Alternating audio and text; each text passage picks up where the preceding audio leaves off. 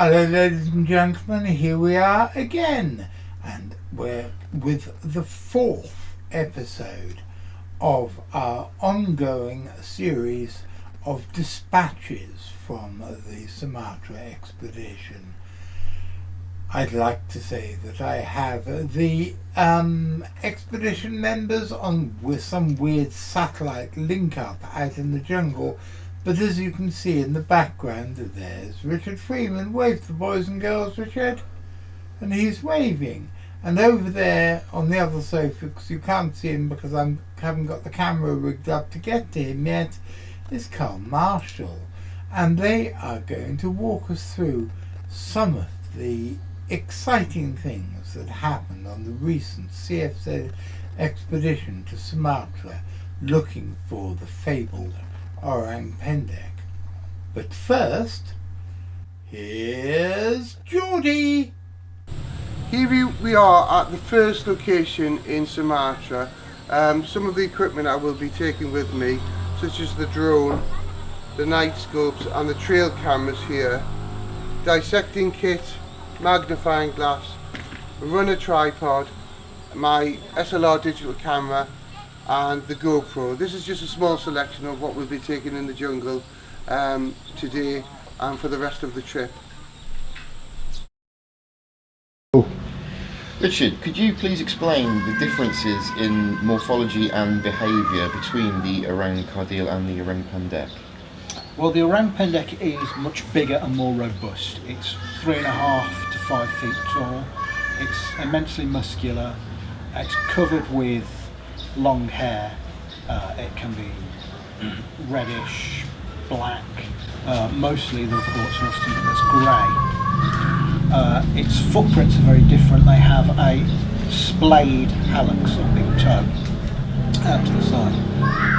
The evidence is pointing towards the Orang Pendek being a ground-dwelling species of orangutan. Some hair we got on a previous expedition was analysed by Lars Thomas, an expert in mammal hair from Copenhagen University, and it says that it's related to but distinct from the Sumatran orangutan. So it looks like it's an upright walking, ground-dwelling orangutan. That is quite an incredible discovery.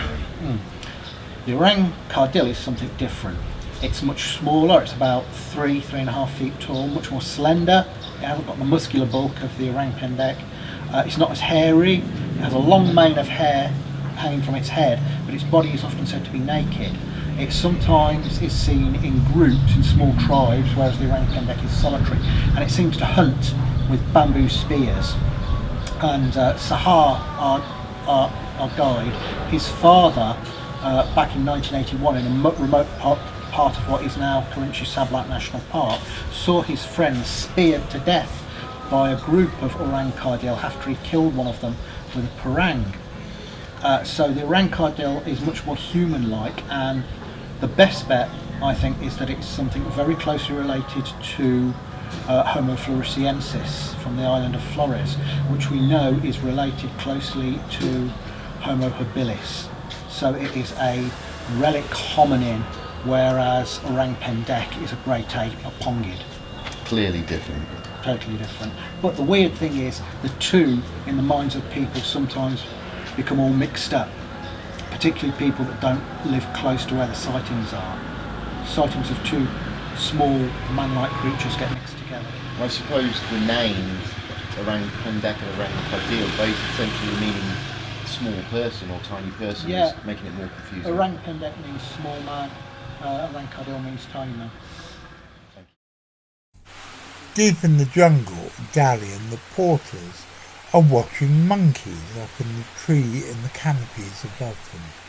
But Cqarl Marshall, dear of him, is scouting around to see where would be a good place for him to set up one of the trail cameras. And Cqarl, being Cqarl, he decides to go down a rather unpleasant cliff into a ravine where he thinks it would be a fantastic place to set the cameras up.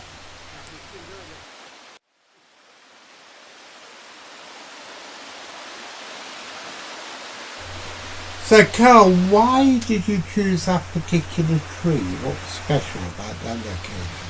Well, it had a flowing river going through there, a stream, I should say. So that's obviously something that would attract an animal, and a decent vantage point. We put the camera on the tree, the one side of the bank, and we had it pointing directly at the other side of the bank. And it was just a nice area, and it looked like it probably would be beneficial. Did we get any pictures? No. What happened?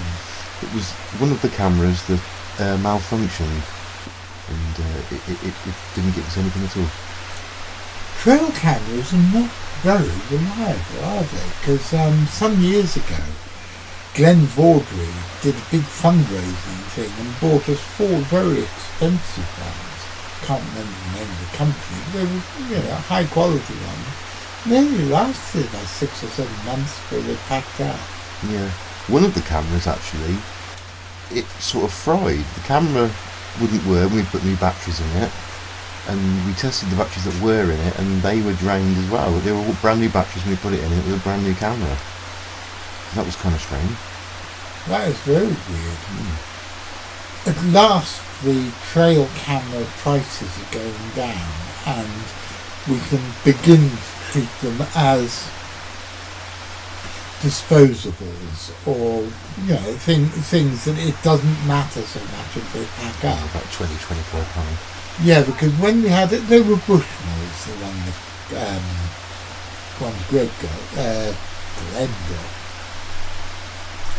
And those Bushmills were 200 quid a time. Whereas these ones, 25 quid a time, 25 quid is... It's 25 quid, but we can afford to lose them. Yeah, and then they're that cheap as well. What you did, you can take out, 15, 20 trail cameras as well. You left some behind, didn't you? You left some with Dally. What's the plan for those? Well, Dally will put them up, or he'll move them somewhere where he thinks is a good location, and anything that he gets, whether it be around Pendek, around Cqarl, Tara, or whatever, and he'll send us the results. That's fantastic, and I think this is something that we're going to be doing in the future, because I don't want to go into too many details so far, but we're planning, aren't we, for next year's expedition to distribute a whole bunch of trail cams to local schools.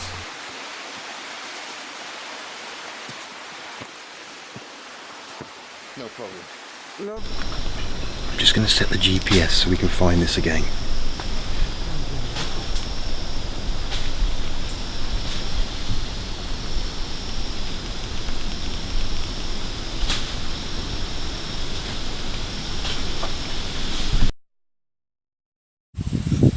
Back at the location where we found the second track, which seems to have been a handprint. So what we're going to do is we're going to set some cameras up around this area and also some further back up into the forest and see if we can get anything.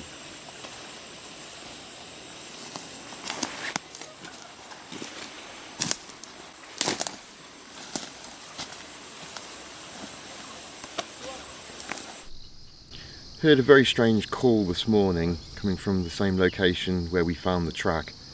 To me it sounded like a young gorilla, like a small gorilla. Never heard anything like it before, so hopefully the cameras will pick something up. I think my favourite parts of the footage that I've been viewing non-stop for the last 24 hours are the bits that are taken by our drone, the machine that I like to think of as the Centre for Fortean Zoology Air Force. There is something totally magical about seeing the jungle and the heavily forested slopes of this mesa in a way that humans have never been able to see it before, having a bird's eye view, literally. And I think that this technology is an indication of what the future of cryptozoology has to be. We are advancing technologically faster, I think, than we have as a species at any time since well, anytime ever really, but I was going to say anytime since we achieved some degree of civilization. And the technology is going to continue to get better and cheaper. And I think it's important that we in the cryptozoological community take advantage of this. This is one of the things that I'm most proud of about this latest expedition. It's the fact that the three boys not only got the technology together because of Carl's cousin, but learnt to use it, and used it, in my opinion, magnificently, obtaining results that we wouldn't have got any other way. So, well done, chaps.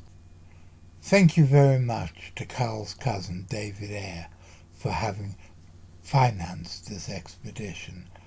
I am very, very grateful to you, David, and I hope one of these days you and I will meet in the flesh. In the meantime, David, I think you can be content knowing that because of you, the CFZ have managed to push back the boundaries of human knowledge just a little bit, and I hope we will continue to do so for many years to come. But back in the jungle, look what Richard's found.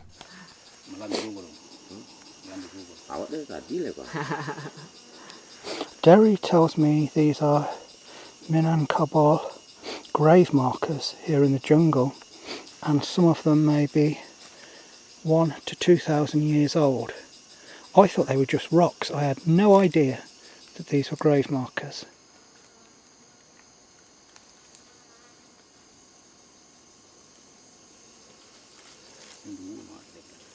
Dan iku ko dia untuk masyarakat Nagari Pariangan iku ko diyakini tempat yang sakral, dan saparewa-parewa orang tak ada yang bisa berbuat sesuatu yang risiko dari. Karena narasiku ko lah dari turun temurun diyakini, apalagi diperkuat di Tambo Minangkabau. Dari mana titik Palito, dari Telong dan Batali, dari mana asal induknya kita, dari Lerang Gunung Merapi. Dek daratan, dek langit kesentak naik, bumi daratan semakin luas, turunlah hingga ke bawah. And so, ladies and gentlemen, here we are at the end of another episode of the Sumatra Dispatches. I hope you're finding it as enthralling as I am. I feel immensely privileged to be able to sit back here in my chair in what used to be my mother's drawing room and going through this fantastic footage which chronicles an adventure that most of us in the West are never going to have. We'll be back in a few days with another one of the Sumatra Dispatches. This one was meant to be the last one, but there's so much more that needs to be included, so you're just going to have to keep on watching. And if you're watching, I'll be seeing you.